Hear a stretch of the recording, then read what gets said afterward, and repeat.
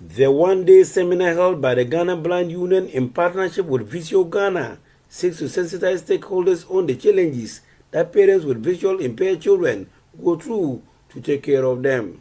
The seminar, which is a sequel to an earlier one held in 2020, simple put, is about the welfare of visual impaired children aged between 0 and 15 years.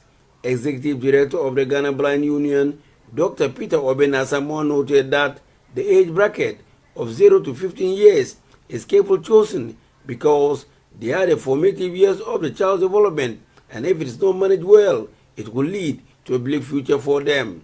Dr. Peter Obenasama regretted that despite the sensitization and the availability of schools for the visual impaired, there are many visual impaired children who are out of school. I know it's why at least we have the school for the blind here.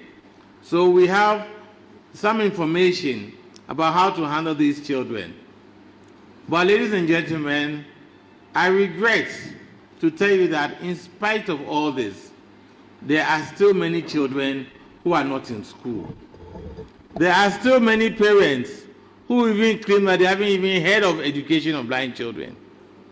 There are still many children who are still locked behind doors.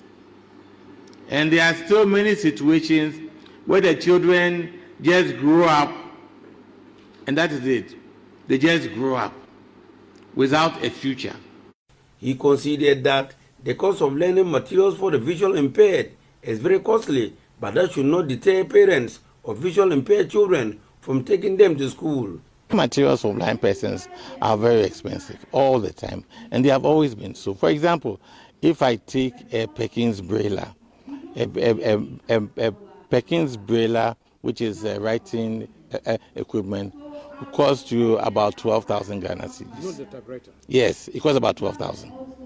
You know, now if I take a writing frame, the writing frame will cost about 160 Ghana cedis. So if you look at the cost of, let's say, the writing frame, 160 Ghana cedis, and you compare that to the cost of a pen or a pencil and an exercise book, you see that the education of the blind child is very expensive. But then again, that is no excuse to say that because it is expensive, so these children should be denied this thing, education. I believe it is government's responsibility to ensure that all children, whether they are blind or not, get proper education. I know these things are expensive, but it's not about cost of the thing.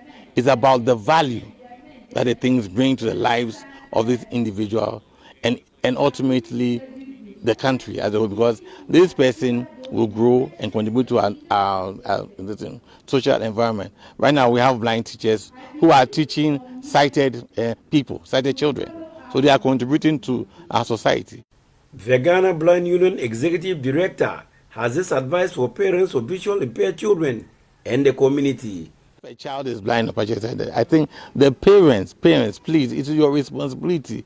Take that child to a health facility, the nearest health facility near you, and they would give you referral services. They will show you where to go. If there's no health service, go to your assembly, go to the social welfare officer.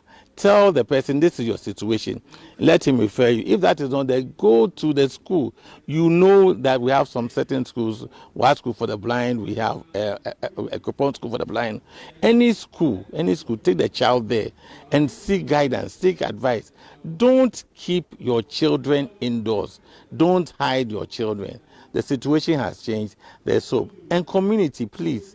If you're in a community, a society, a village, whatever, and you know of a child who is in the room, or a child who is not in school, if the child is not in school, sometimes you see these children going to fetch water and all that with their parents guiding them. If you know of any such child, please go straight to the social welfare department and talk to them.